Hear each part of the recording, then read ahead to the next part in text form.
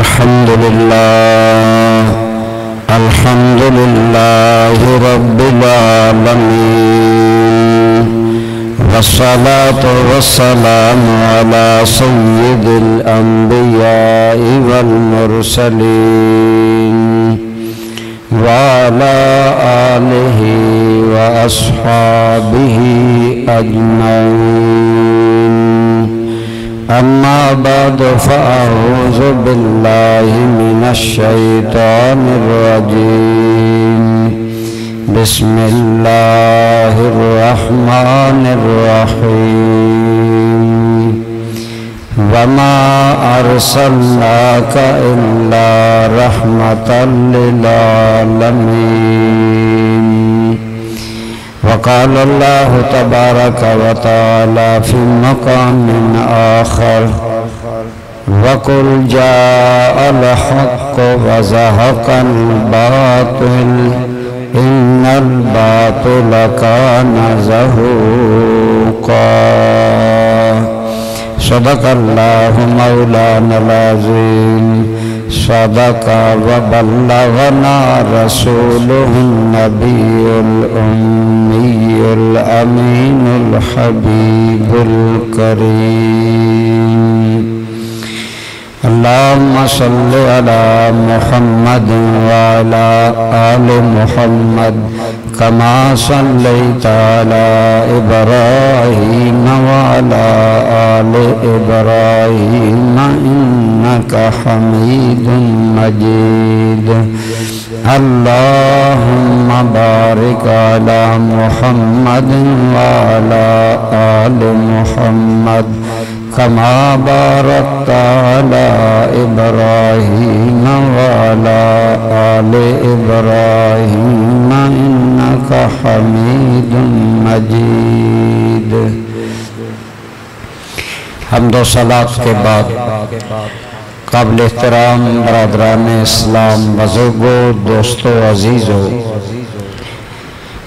اللہ تعالیٰ کے اس نظام دنیا میں ہم دیکھتے ہیں کہ جب سارے جہان پر رات چھائی ہوتی ہے تو سورج کے طلوع ہونے سے پہلے مشرق کی جانب صبح صادق چوڑائی میں ایک سفیدی پھیلتی ہے، ایک نور پھیلتا ہے. وہ صبح صادق کا نور اس بات کی طرف اشارہ ہوتا ہے کہ اس کالی رات کو ختم کرنے کے لیے ایک ایسا سورج آ رہا ہے جو سارے جہان کو روشنی دینے والا ہے. تو سورج کے طلوع ہونے سے پہلے مشرق پر ایک نور ظاہر ہوتا ہے. اسی طرح جب زمینوں میں خشک سالی حد کو پہنچ جاتی ہے تو اللہ رب العالمین زمینوں کو آباد کرنے کے لیے جو بارش برساتا ہے اس بارش سے پہلے بادل آتے ہیں، ٹھنڈی ہوائیں چلتی ہیں. سمجھدار لوگ سمجھ جاتے ہیں کہ یہ خنک اور ٹھنڈی ہوائیں یہ بارش کے پیامی ہیں، یہ بتا رہی ہیں کہ ہمارے پیچھے بارش آ رہی ہے. یہ اللہ تعالیٰ کا ظاہری نظام ہے. اس کے اندر اللہ نے یہ نشانیاں رکھی ہیں کہ رات چھٹنے کے بعد سورج کا اجالا پھیلنے سے پہلے صبح صادق کا اجالا آئے گا. خود زمین کی خشک سالی دور کرنے کے لیے بارشوں سے پہلے ٹھنڈی ہواؤں کا سلسلہ آئے گا. اسی طرح اللہ تعالیٰ اپنے نبیوں کے نبوت کے سورج نبوت کے طلوع ہونے سے پہلے ایسی نشانیوں کا اظہار کرواتے ہیں جن سے پتہ چلتا ہے کہ ان کے بعد رسالت اور نبوت کا اجالا اور نور آنے والا ہے. اسی اصول کے تحت آپ کے اور میرے کریم آقا صلی اللہ علیہ وسلم نے اعلان نبوت 40 سال کی عمر میں کیا، لیکن جب آپ کی ولادت باسعادت ہوئی تو اللہ نے بعض ایسی نشانیوں کا اظہار فرمایا جن نشانیوں سے سوچنے والوں کو معلوم ہو رہا تھا کہ مصطفیٰ کریم آنے والے ہیں۔ سابقہ کتابوں میں بھی حضور نبی کریم صلی اللہ علیہ وآلہ وسلم کا ذکر پاک موجود تھا۔ حضرت عائشہ صدیقہ سے ایک روایت ہے کہ بڑے صحابہ بتاتے ہیں کہ حضور نبی کریم صلی اللہ علیہ وسلم کی ولادت سے پہلے مکہ میں ایک یہودی عالم وہ پوچھنے لگا کہ اے قریش، آج تمہارے گھروں میں سے کسی گھر میں کوئی بچہ پیدا ہوا ہے؟ عام لوگوں نے کہا ہمیں تو نہیں پتا، لیکن جب پتہ کروایا گیا تو اس کو پتہ چلا کہ حضرت عبد المطلب کے گھر میں پوتا ہوا ہے۔ اس نے خواہش کا اظہار کیا کہ میں جا کر دیکھوں وہ بچہ کیسا ہے۔ وہ یہودی عالم آیا اور اس نے سرکار کو منگوا کر دیکھا تو حضور کے دونوں شانوں کے درمیان جو نبوت کا نشان تھا، جو ہی وہ یہودی عالم دیکھتا گیا اس پر غشی طاری ہوئی، بے ہوش ہو کر گرا۔ جب جاگا تو اس نے کہا کہ بنو اسرائیل سے نبوت رخصت ہو چکی ہے، اور اس نے کہا اب نبوت بنو اسماعیل میں جاری ہونے والی ہے۔ تو اللہ تعالیٰ نے ایسی نشانیاں پہلے دکھائیں جن سے پتہ چل رہا تھا کہ کائنات کی ان ظلمتوں، ان گمراہیوں، اس جبر و ستم کی تاریکی میں نور کا اجالا، رسالت کا اظہار ہونے والا ہے۔ آپ کے اور میرے کریم آقا آپ کی جب ولادت باسعادت ہوئی تو بیت اللہ میں جنبش آئی۔ وہ بیت اللہ جو اللہ کا گھر جناب ابراہیم علیہ السلام نے اللہ کی عبادت کے لیے بنایا تھا، درمیان میں کفار نے 360 بتوں سے اس کو بھر دیا۔ تو دوستان ذی وقار، جب میرے اور آپ کے کریم آقا کی ولادت باسعادت ہوتی ہے، دلائل النبوہ، الخصائص الکبریٰ اور سیرت کی کتابوں میں آیا کہ کعبۃ اللہ اس میں جنبش آئی اور کعبۃ اللہ سرکار کے گھر کی جانب جھکا۔ کعبہ کی اس جنبش کی وجہ سے بت منہ کے بل گر گئے اور بیت اللہ سے آواز بلند ہوئی، اللہ اکبر، الآن قد طہرنی ربی من انجاس المشرکین و ارجاس الاصنام۔ بیت اللہ میں جنبش پیدا ہوئی، بت منہ کے بل گر گئے۔ اس بات کا اشارہ تھا کہ جاننے والوں جان لو، بت پرستی اور غیر پرستی مٹانے والا اور خدا پرستی کا جھنڈا بلند کرنے والا توحید پرست رسول دنیا میں آ رہا ہے۔ آپ صلی اللہ علیہ وسلم کی ولادت باسعادت پر یہ جو واقعات ظہور ہوئے یہ نبیوں کے لیے ہوتے رہتے ہیں۔ بہرحال اسی طرح آپ کے اور میرے کریم، اب یہاں ایک سوال پیدا ہوتا ہے کہ کعبہ پتھروں سے بنا ہوا ایک گھر ہے، کعبے کو کیا پتا کوئی انسان آ رہا ہے یا نہیں آ رہا۔ یہ بات یاد رکھیں، جو معجزہ یا کمال ظاہر ہوتا ہے نا فطرت کے خلاف، حقیقت میں وہ عمل اللہ کا ہوتا ہے، ظاہر اللہ اپنے بندے سے کرواتا ہے تاکہ لوگوں کو پتہ چل جائے یہ میرا پیارا ہے۔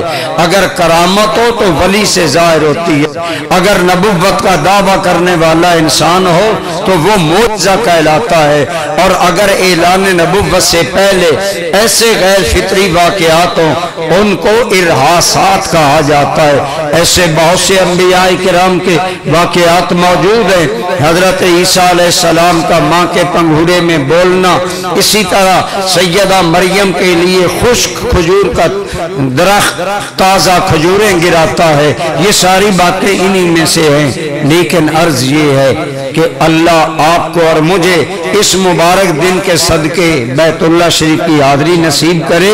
جو گئے ہیں وہ جانتے ہیں، بالکل کعبۃ اللہ کے سامنے ایک پتھر ہے، اس پتھر کے اندر حضور ابراہیم علیہ السلام کے 2 قدم کے نشان موجود ہے، جسے قرآن نے کہا فی آیات بینات مقام ابراہیم، میرے گھر میں بہت سی نشانیاں ہیں اور ان میں سے ایک اللہ کی نشانی مقام ابراہیم ہے۔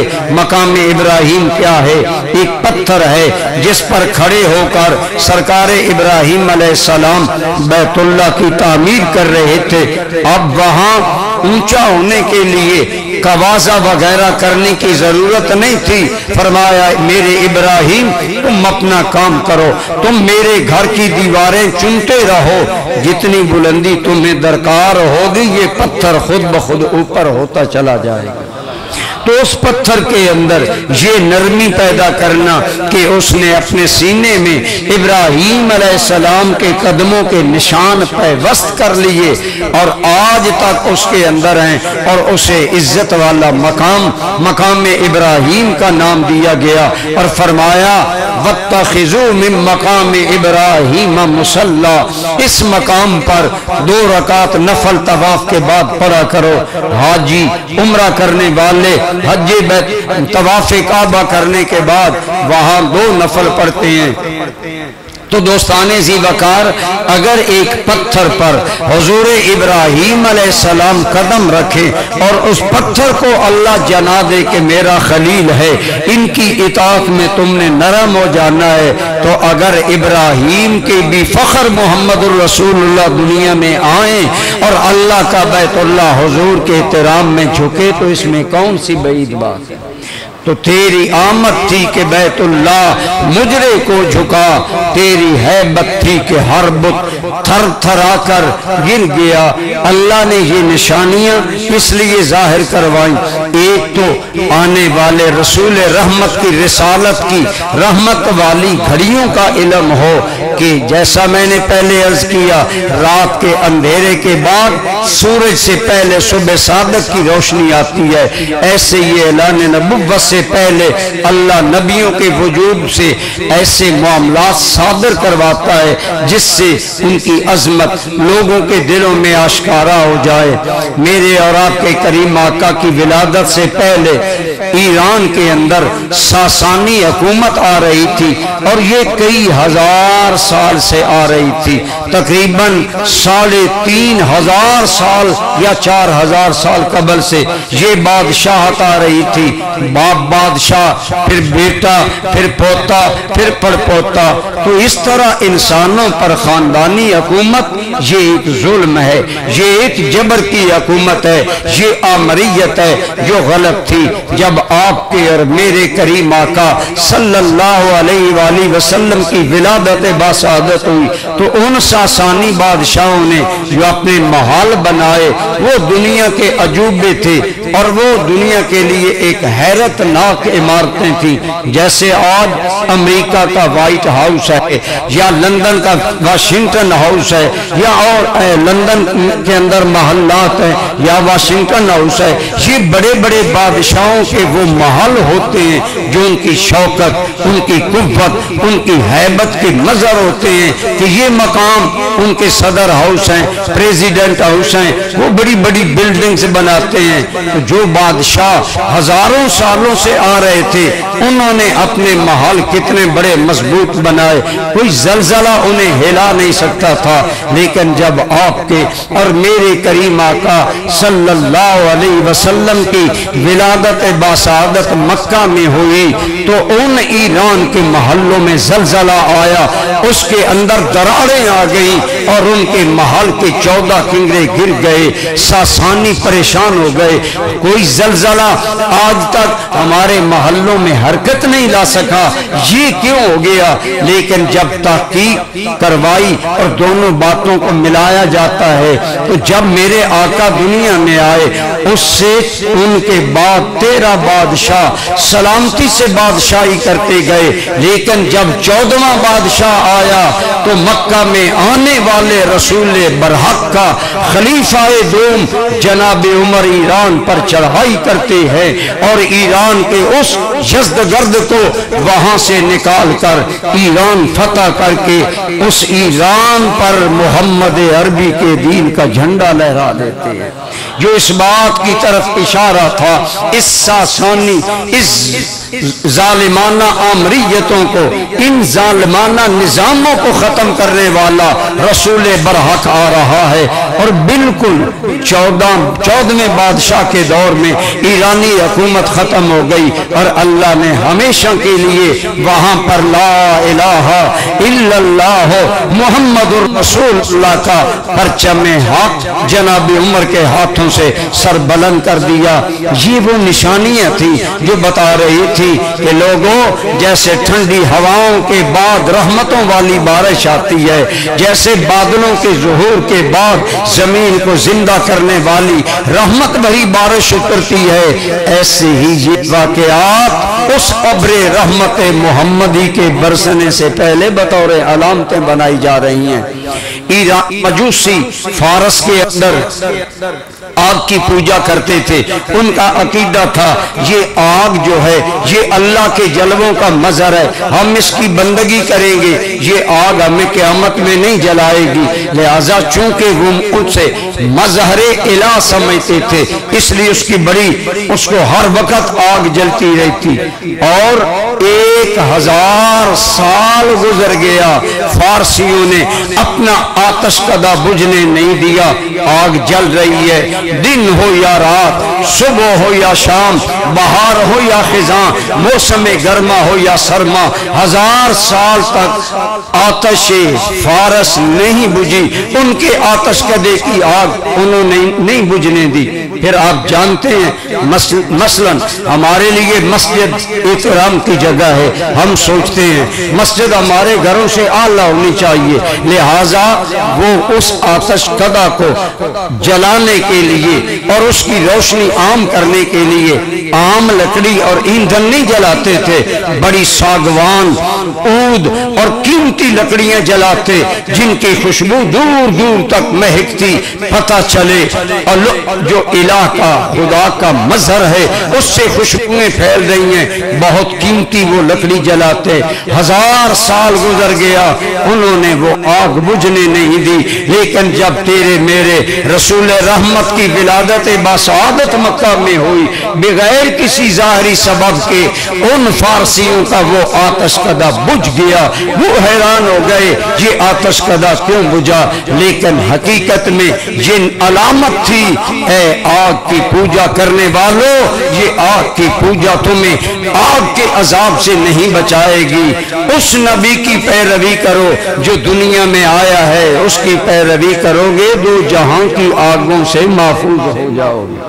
یہ اشارات تھے جو اللہ تعالیٰ نے اپنے محبوب کریم علیہ الصلاۃ والتسلیم کی ولادت باسعادت پر ارہاسات کے انداز میں ظاہر کروائے۔ بہت سی علامات ظاہر ہوئی، آپ کی والدہ ماجدہ سیدہ طیبہ طاہرہ مخدومہ کائنات سیدہ آمنہ رضی اللہ تعالی عنہا آپ فرماتی ہیں جب عین ولادت کا وقت آیا، میں سونے اور جاگنے کے قریب ہوں، میں کیا دیکھتی ہوں، خرج منی نور اضاءت لی قصور الشام، میرے اندر سے ایک نور نکلا جس کی لائٹ میں نے شام کے محلات جگمگاتے دیکھ لیے۔ یہ سیدہ آمنہ کا خواب تھا۔ امام بیکی نے، صاحب طبرانی نے نقل کیا، صحابہ کا بھرا مجمع ہے، میرے آقا کریم نے اس کی تصدیق کی، فرمایا لوگو افلا انبئکم بے اول امری، کیا میں تمہیں اپنی پہلی شانوں کا نہ بتاؤں؟ آج تو تم مجھے دیکھ رہے ہو، میرے معجزات دیکھ رہے ہو، میرا کام دیکھ رہے ہو، کیا میں تمہیں بتاؤں اللہ نے مجھے پیدا ہونے سے پہلے کیا شانیں بخشی ہیں؟ انا دعوت ابی ابراہیم و بشرا عیسی ابن مریم و رؤیا امی التی رأتها حین وضعتنی او کما قال علیہ السلام، فرمایا لوگو میرے جد اعلیٰ ابراہیم خلیل اللہ نے اللہ کا گھر بنا کر اللہ سے جو رسول مانگا تھا اس دعا کا جواب میں بن کر آیا ہوں۔ جناب عیسیٰ بن مریم علیہ السلام نے اپنی قوم کا اجلاس کر کے، اپنی قوم کا اجتماع کر کے انہیں بلا کر فرمایا تھا وَمُبَشِّرًا بِرَسُولٍ يَأْتِي مِن بَعْدِهِ اسْمُهُ احمد، یہ قرآن کے الفاظ ہیں۔ عیسیٰ علیہ السلام نے اپنی قوم کو کہا میں تمہیں خوشخبری دینے والا ہوں، میرے بعد ایک شان والا رسول آ رہا ہے، اس آنے والے رسول کا نام ہوگا احمد، کہیے صلی اللہ علیہ وآلہ وسلم۔ میرے آقا کریم کے بارے میں میرے آقا فرماتے ہیں لوگوں جو بشارت حضرت عیسیٰ دے کر گئے نا، میں وہ خوشخبری بن کر آ گیا ہوں۔ یہ ہے میری پہلی شانیں۔ اور تیسری بات کی فرمایا ورؤیا امی، میری ماں نے جو خواب دیکھا تھا اپنی میری ولادت کے وقت کہ میری ماں کے بطن سے ایک نور نکلا جس کی لائٹ سے شام کے محلات منور ہو گئے، فرمایا لوگوں میں اپنی ماں کے اس خواب کی تعبیر بن کر آ گیا ہوں۔ میرے اور آپ کے کریم آقا آپ نے خود تصدیق کی کہ میری ماں نے یہ خواب دیکھا تھا جس میں کہ شام کے محلات نظر آئے۔ علماء نے فرمایا یہ اشارہ تھا آنے والے رسول کی فتوحات کا دائرہ شام تک جائے گا۔ یہی وجہ ہے کہ غزوہ خندق میں جب خندق کھودی جا رہی تھی، یہ تمام سیرت کی کتاب، ایک بڑی چٹان آ گئی، حضرت علی کو بلایا گیا، آپ پاورفل ہے، آپ چٹان توڑے، حضرت علی سے نہ ٹوٹی۔ سلمان فارسی کو بلایا گیا، آپ بڑے طاقتور تھے، پہلوان ٹائپ تھے حضرت سلمان فارسی، آپ نے بڑا زور لگایا، چٹان نہیں ٹوٹی۔ صحابہ سے جب کوئی مسئلہ حل نہیں ہوتا تھا تو لا ینحل مسئلہ، وہ مشکل جس کا کوئی دروازہ نہیں ہوتا تھا، صحابہ حضور کی خدمت میں عرض کرتے یا رسول اللہ چٹان تو کھود رہے ہیں، خندق تو کھود رہے ہیں، چٹان ہے کوئی توڑ نہیں سکتا ہمارے اندر۔ حضور تشریف لے گئے، میرے آقا نے کدال لی، آپ نے اپنے نبوت کے بازوؤں سے پہلی ضرب ماری۔ پہلی بات تو یہ ہے کہ نبوت کے بازو دیکھنے میں نبی کے بازو ہوتے ہیں، طاقت خدا بندے دو جہاں کی ہوتی ہے۔ اسی لیے اعلیٰ حضرت نے کہا تھا جن کو بارے دو عالم کی پرواہ نہیں، ایسے بازو کی ہمت پہ لاکھوں سلام۔ میرے نبی کے ان بازوؤں کی قوت کو سلام ہو جنہیں دو جہاں کے بوجھوں کی کوئی پرواہ نہیں ہوتی۔ میرے آقا نے جب پہلی ضرب لگائی تو اس چٹان سے ایک چنگاری نکلی۔ آپ کو بھی تجربہ ہوگا جب پتھر پر زور سے ضرب لگائی جاتی ہے آگ نکلتی ہے، جب پہلی چنگاری نکلی تو رسول رحمت کے منہ سے نکلا اللہ اکبر فتحت لی الشام، اللہ سب سے بڑا ہے، میرے لیے شام کے دروازے کھول دیے گئے ہیں۔ حضور نے دوسری ضرب لگائی، میرے آقا نے فرمایا میرے لیے روم کے دروازے کھولے گئے۔ ایک روایت میں 2 ضربیں لگائیں، ایک روایت میں 3 ضربیں لگائیں۔ اب بظاہر حالات کے آتے نبی اپنے اور صحابہ کے بچاؤ کے لیے خندقیں کھود رہا ہے، چٹانیں ٹوٹ نہیں رہی، اسلحہ نہیں ہے، پورا عرب مٹانے کے لیے آ گیا۔ اب ایک ذہن تو یہ بھی کہہ سکتا ہے نبی مجبوری میں پیٹ پر پتھر باندھے ہوئے تھا، نبی کے پاس تھا کیا، تم آج نبی سے رحمتیں مانگتے ہو۔ ایک یہ ذہن ہے اور ایک صحابہ کا ذہن تھا۔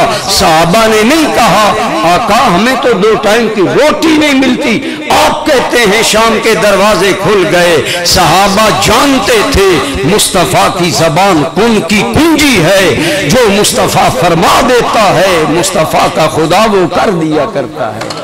صحابہ کرام فرماتے ہیں ہمیں یقین ہو گیا یہ ظاہری جنگیں ہماری آزمائش کے لیے، ہم کیا کرتے ہیں، ہم کتنی بہادری، کتنی استقامت، کتنا صبر، کتنی جانوں کے نذرانے دیتے ہیں، لیکن ہم سمجھ گئے پیارے نبی کا دین شام بھی جائے گا، رسول اللہ کا دین ایران بھی جائے گا، حضور کے دین کا پرچم روم پر بھی بلند ہوگا۔ تو یہ حضور کی ولادت کے وقت اللہ نے واقعات ایسے اظہار کروایا۔ جب ہر بچہ پیدا ہوتا ہے شیطان نے اللہ سے ایک اجازت مانگی تھی، یا اللہ 2 چیزیں مجھے دے، ایک قیامت تک عمر دے اور ایک اولاد آدم کو گمراہ کرنے کی طاقت دے۔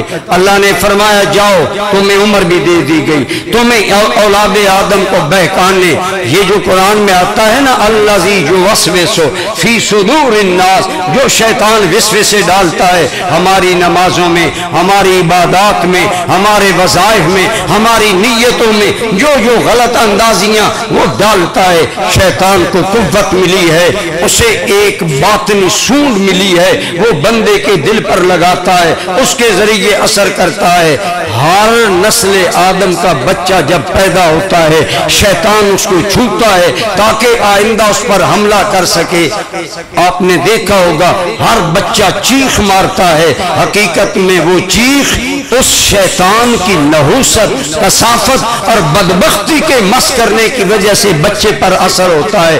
جیسے آپ بچے کو اگر ایک ہیٹر لگے گرم ماحول کمرے سے باہر لے جائیں تو سردی محسوس ہوگی، بڑے لوگوں کو بھی ہوتی ہے۔ علماء نے فرمایا بچہ عالم لطافت میں ہوتا ہے، عالم کثافت میں آتا ہے، اور کثافت کا سب سے بڑا نمائندہ شیطان ہے۔ وہ جب مس کرتا ہے بچے کو روحانی تکلیف ہوتی ہے، بچہ چیخ مارتا ہے، گھر والے خوش، بچہ زندہ ہے جی، مرا ہوا نہیں ہے۔ جس چیخ کو ہم زندگی سے تعبیر کرتے ہیں کہ جی آکسیجن اب لگوانے کی ضرورت نہیں، ایکچولی وہ بات ہوتی ہے جب تیرے میرے کریم آقا کا میلاد ہوا، شیطان حسب عادت قریب آیا، فوقظہ جبریل، اللہ حفاظت کرنے والا ہے اپنے نبیوں کی، جبریل آئے، انہوں نے پاؤں کی ٹھوکر ماری شیطان کو، فوقع فی وادی عدن، وادی عدن میں جا گرا اور رونے لگا۔ چیلوں نے کہا گرو جی تم جہان کو رلاتے ہو، آج تم رو رہے ہو۔ جو اس نے جواب دیا تم ٹھیک سمجھے، سارے جہانوں کو میں رلاتا ہوں، مجھے رلانے والا آمنہ کا لال آ گیا ہے، اور میرے رونے کی وجہ یہ ہے آج وہ آ گیا۔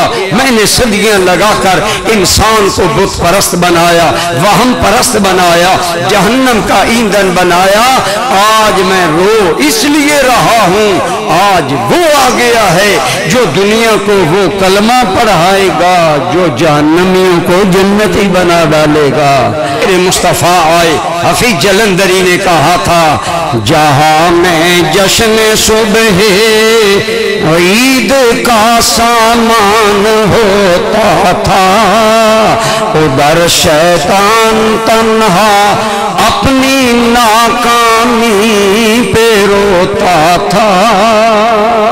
میرے آقا آئے، شیطان رو رہا تھا، گویا اعلان تھا جا الحق وزحق الباطل، لوگو حق کی صبح طلوع ہونے والی ہے، بیدار ہو جاؤ، کانشیس ہو جاؤ، اس نور حق کو لینے کے لیے اور اس رحمت کی بارش کا حصہ پانے کے لیے تیار ہو جاؤ۔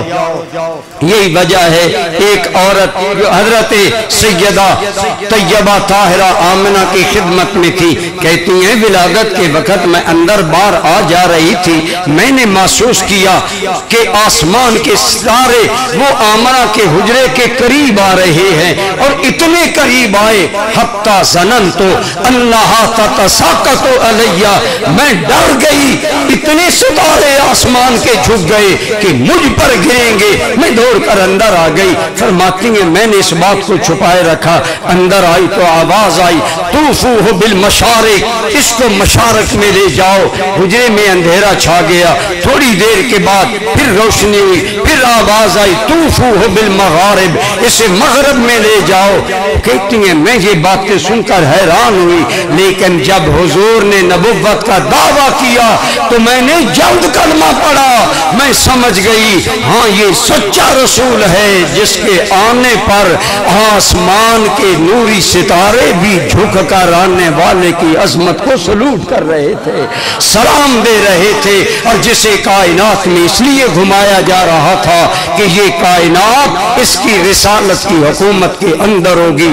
آپ جانتے ہیں وما अर्सलनाका इल्ला रहमतन लिल आलमीन। हुजूर की रिसालत की चादर सारे जहानों पर छाई है। ये सारी निशानियां थी। रसूल बरहक आ रहे हैं।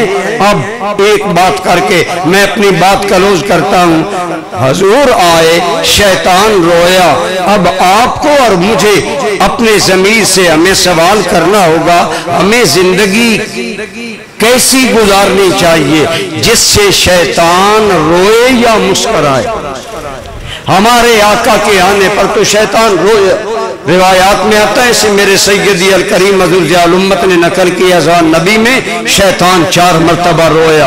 एक जब अल्लाह ने लानती करार दिया, एक जब अल्लाह ने जन्नत से निकाला, एक और जमीन पर भेजा, और एक जब तेरे मेरे करीम की मिलाद हुई उस वक़्त शैतान रोया। और चौथी मरतबा शैतान उस वक़्त रोया जब आपको और मुझे पूरी उम्मत मुस्तफ़ा को अल्लाह ने सूरह फातिहा अता फरमाई है।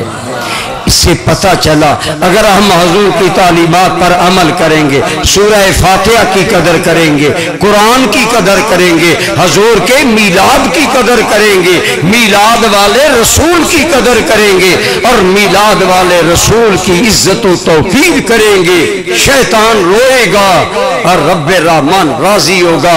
अब हमें फैसला करना होगा, हमने जिंदगी गुजारनी है लेकिन हिज़्ब शैतान बनकर, शैतान का टोला बनकर, या हिज़्बुर रहमान बनकर। जो हिज़्ब रहमान थे वो मुस्तफ़ा के आने पर खुश हो रहे थे, और जो शैतान और शैतान के चेले थे वो आने पर रो रहे थे। क्यों? परेशान थे कि औलाद आदम जन्नत में जाएगी।